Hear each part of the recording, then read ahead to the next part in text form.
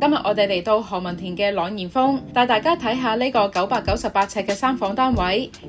單位入邊最大嘅特色係玄關嘅位置，圓角嘅弧形木牆修飾咗尖角嘅位置，令線條會更加柔和，成個空間感覺更加暢順。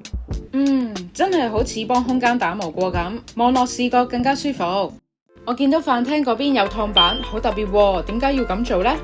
燙板設計可以靈活拉燙，隨客人嘅需要可以引入或者遮擋陽光，同時亦都可以保留對流窗嘅功用。梳化背呢幅深色特色牆，加上雲石同木紋，成個感覺好型噶。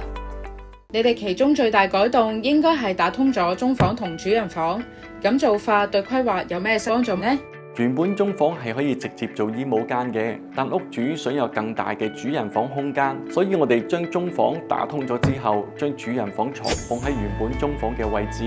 而原來主人房就變咗加大嘅 walk-in closet， 咁樣就可以實用同舒適兩者兼得。雙面衣櫃真係一個幾好嘅設計。係嘅，雙面衣櫃設計，一櫃兩用，面向房間嗰邊可以掛電視，對住衣帽間嗰邊就可以做收納，既慳位又美觀。我特別中意主人房床頭嘅上下兩層飾面，對比感都幾強。